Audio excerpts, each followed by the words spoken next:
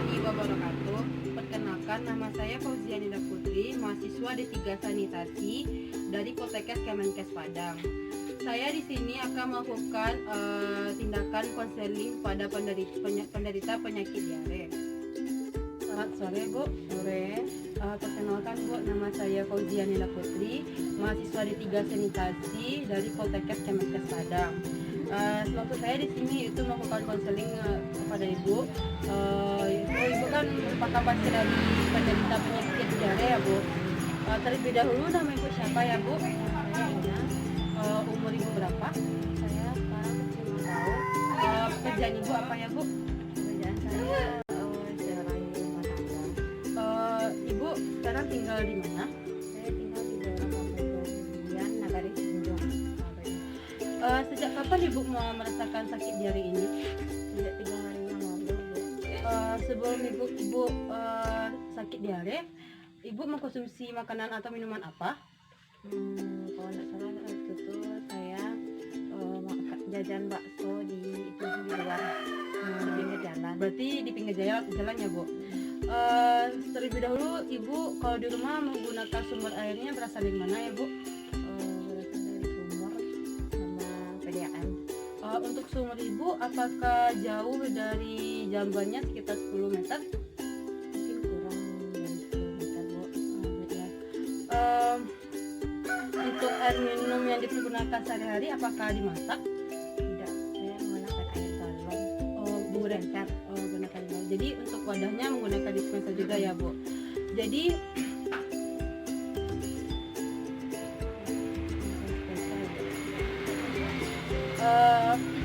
apakah Ibu memiliki jamban di rumah? Apakah jamban Ibu tersebut dilengkapi dengan septic tank? Jadi di manakah biasanya anggota keluarga Ibu melakukan buang air besar? Apakah ada yang di WC umum atau di WC sendiri? WC sendiri? Jadi Ibu mempunyai bayi kan? Iya. Umur bayi Ibu berapa Bu? 11 bulan lebih sama. Biasanya untuk tinja bayinya Ibu membuangnya di mana?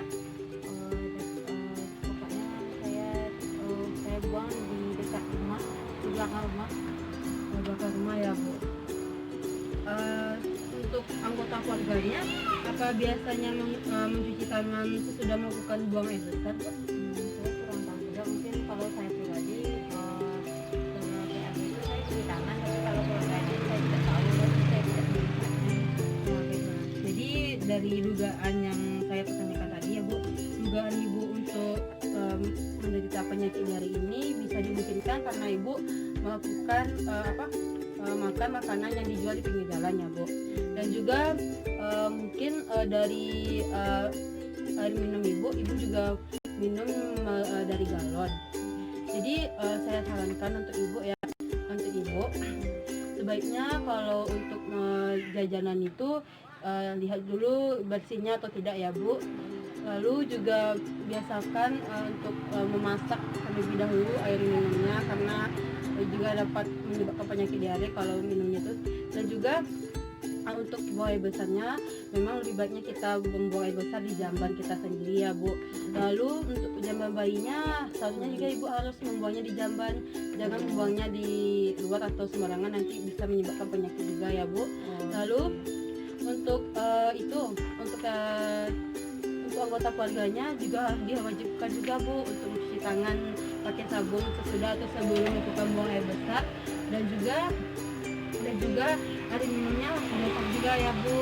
Lalu alat makannya juga harus bersih dengan air bersih, dan pokoknya jangan jajan sembarangan ya Bu.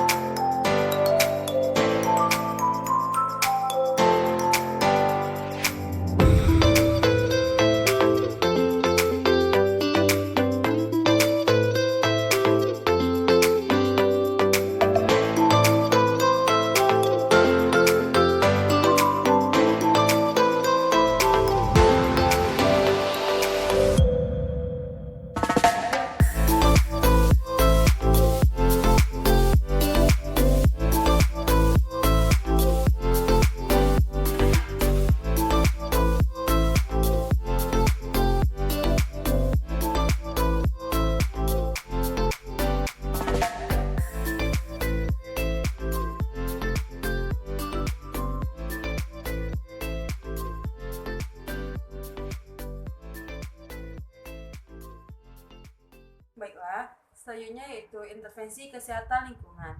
Intervensi kesehatan lingkungan adalah tindakan penyihatan, pengawasan, dan pengendalian untuk mewujudkan kesehatan lingkungan baik dari segi fisik, kimia, biologi, maupun sosial.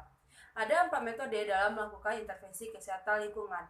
Yang pertama yaitu komunikasi, informasi, edukasi, serta pemberdayaan masyarakat. Yang kedua, pembangunan dan perbaikan sarana. Yang ketiga, pembangunan teknologi tepat guna. Dan yang keempat yaitu rekayasa lingkungan. Baiklah Ibu, saya akan melakukan penyuluhan tentang pencegahan penyakit diare.